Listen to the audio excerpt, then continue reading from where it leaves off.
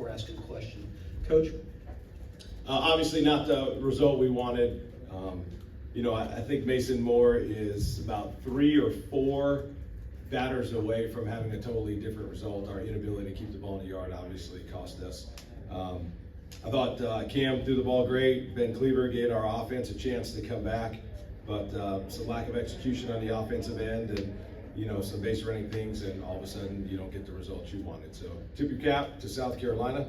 Got a great team. They played well, and they deserve the victory.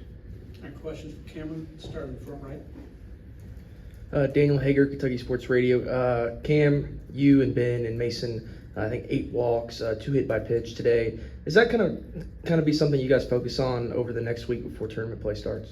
Yeah, definitely. We're looking to go out and execute quality pitches, and we let a few too many get away from us today, and we got to hone in on that before the postseason. All right, second row on the left. Joe Healy, D1 Baseball. I have to imagine, just given the way you guys have played this year, that the vibe of the team is still pretty good, understanding that you still have bigger fish to fry down the road, even if you're out relatively early here.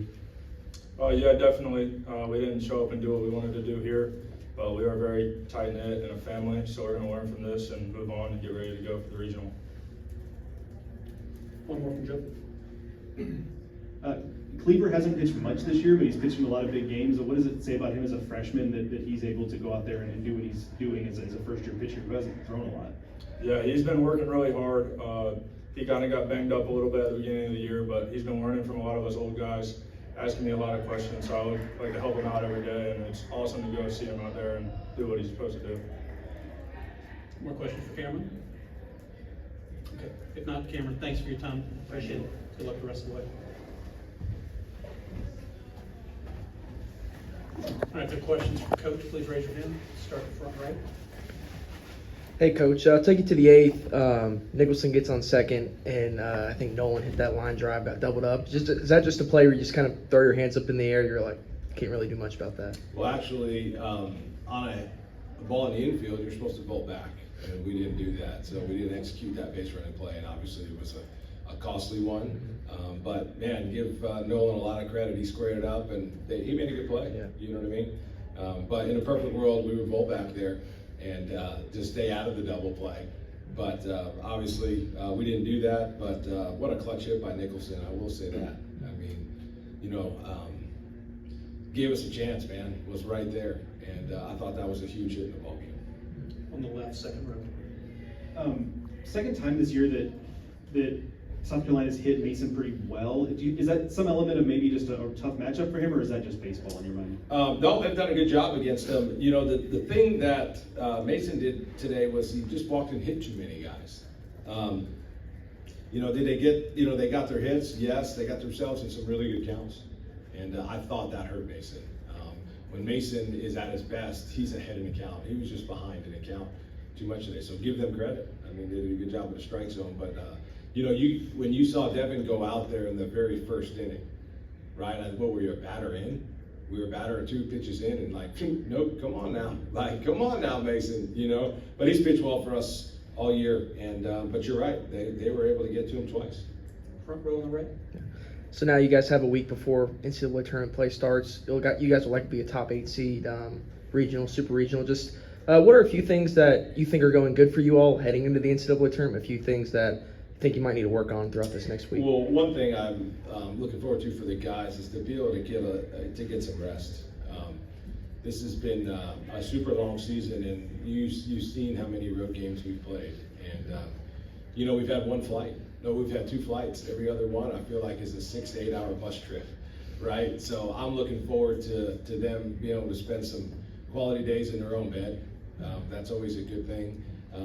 We've got to be able to get to the spot where we continue to have our pitchers just focus on their quality pitches and we are on the attack, and our opponents feel that. And then offensively, we have to continue to do a good job with 2 strikes, and I think we could do better. I think this tournament we did not do as well as I would like. Matter of fact, I don't think we met the standard maybe one time with 2 strikes. So we've got to get in there and do a little better job at 2 strikes. We've got to tighten up some of our base running, our base stealing, and all the, our little trick plays and gadgets, and you know what I mean? We just got to tighten all that up, because when we're doing that, that's us at our best. Yeah. Left side, back row.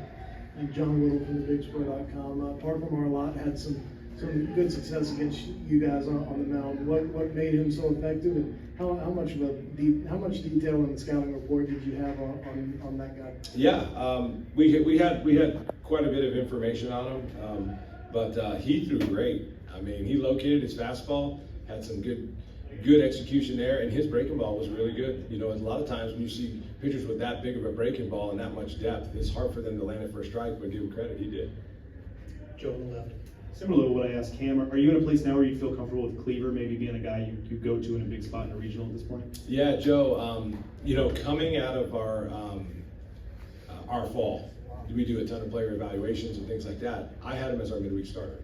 He was a guy that, in my hopes, he would be our midweek starter, and then much like we did with Travis a year ago when we got to the regional, that would be our potential fourth starter.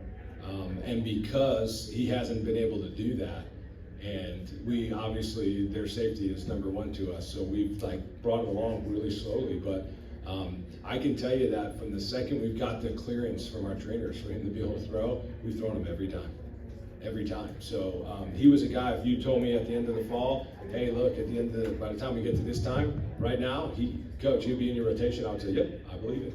That's how highly we thought of him. So in a lot of ways, we feel like we're adding another quality arm to our bullpen.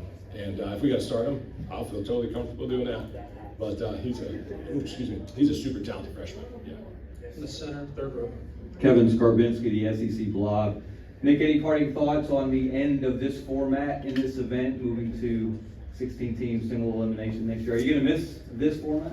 I will not. I will not miss it. And, you know, I think, matter of fact, I will go on record and say this, the format that we're doing is the one that I voted for. So, for what that matters, I don't know. But I will say this, and I've said this every year, our conference does an amazing job for this tournament.